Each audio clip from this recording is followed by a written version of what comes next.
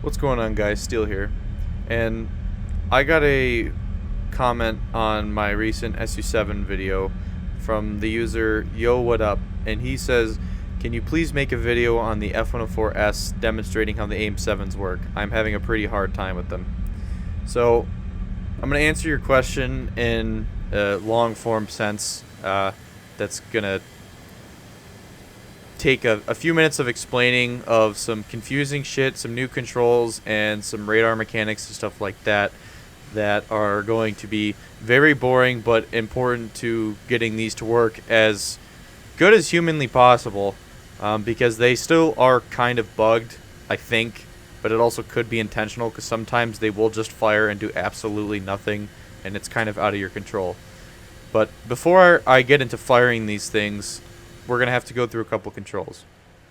So Gaijin has added new controls, and they are fire primary weapons, fire secondary weapons, exit selected weapon mode, switch primary weapons, and switch secondary weapons. So the main ones that you're going to want to set are fire secondary weapons, exit selected weapon mode, and switch secondary weapons.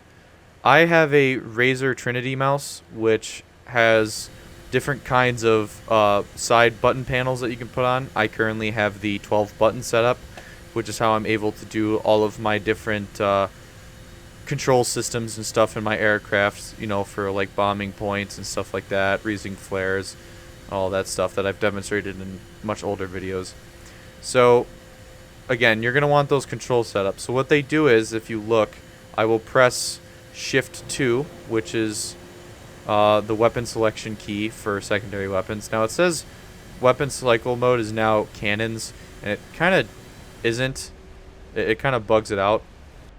But as you can see in the top left, it says AAM and what kind of missile I have selected, how many missiles I have, and the missiles that I have selected and their amount.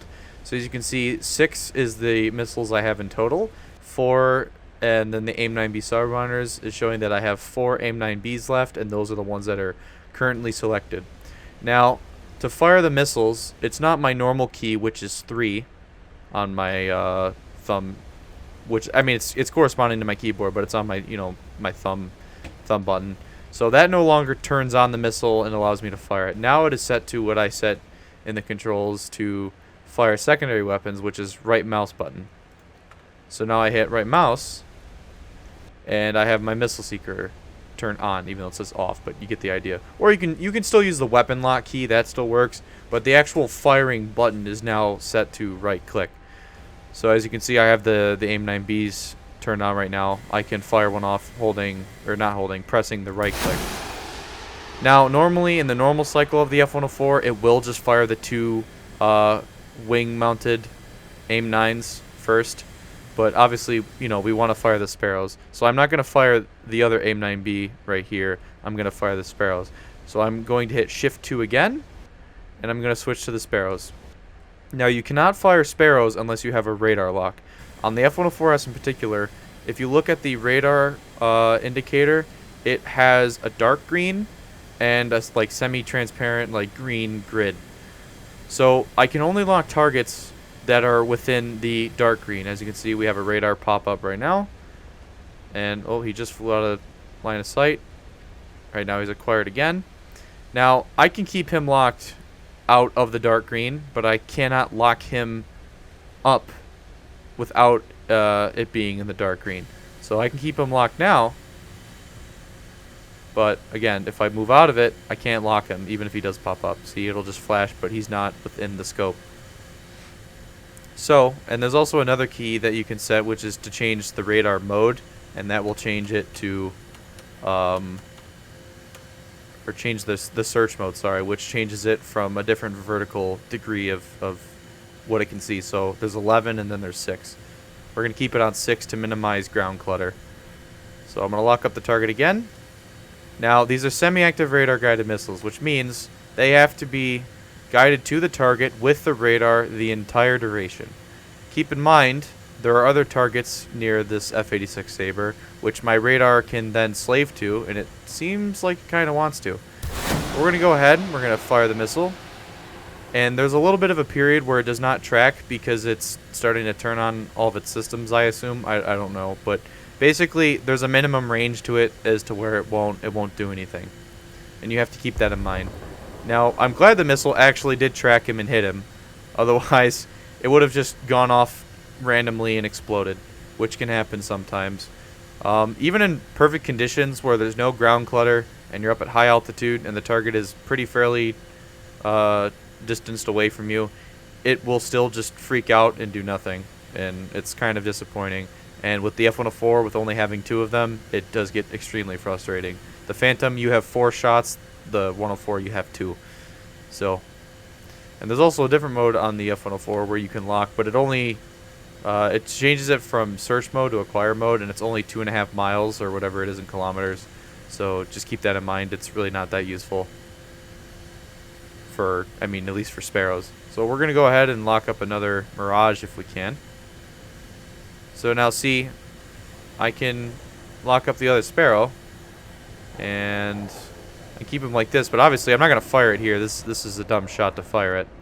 Don't mind the UI, by the way. Gaijin has that modeled to where it's like kind of in front of you in the 3D space. Alright, I'm going to go gain some distance here on these Mirages. They will not attack me. I never scripted them to attack players. Players can attack them, obviously, but the Mirages and the SU-7s are scripted to attack each other, but not me. So this kind of makes it a little easy for my target practice. Actually, as a matter of fact, I totally forgot. There's a B-57 up really high that'll make this even easier. At least it should. So, change my radar range to 23 miles. And we're going to pitch up.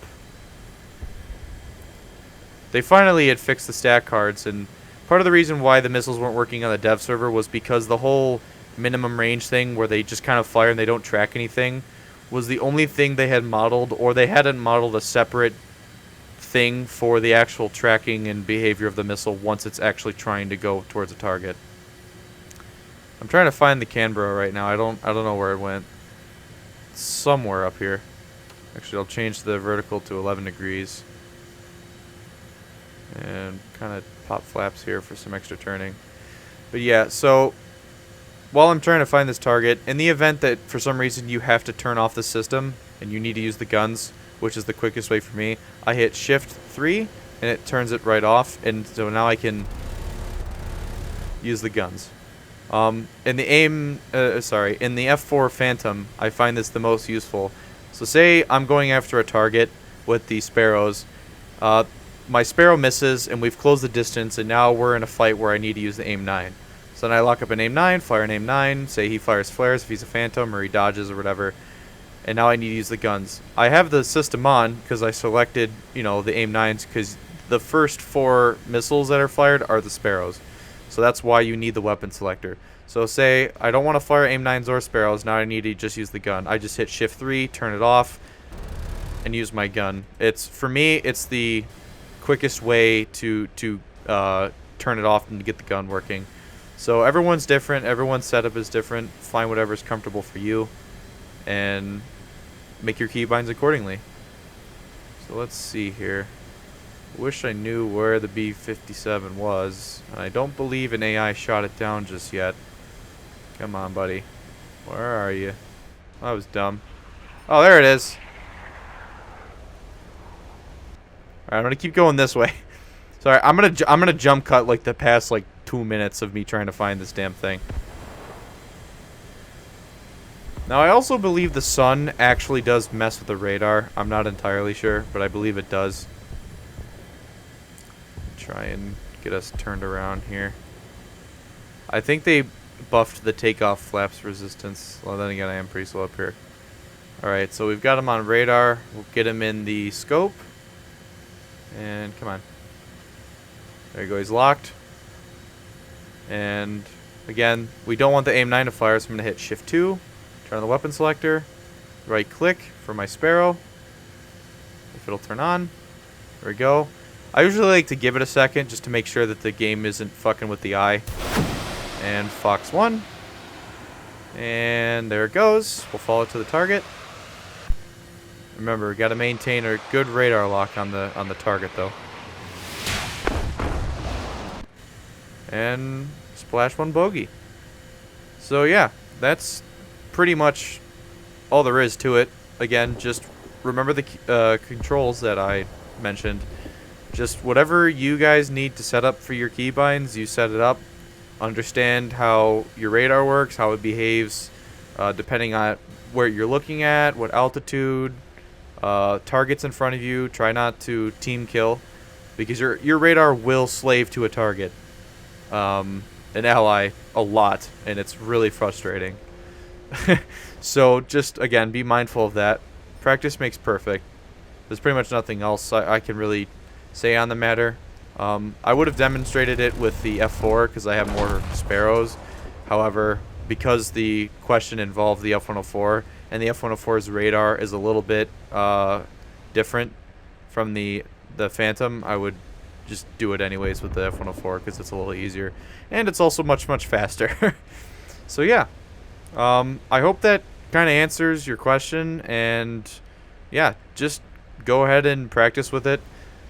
The Suez battle mission that I have created and that I've been using to demonstrate the Sparrows, I will link its War Thunder Live post in the description, and you can go download it and practice on it with your friends, considering there's plenty of airspace and plenty of distance between you guys to practice acquiring targets and firing the missiles and testing out, you know, ranges and cruise and speeds and all that stuff.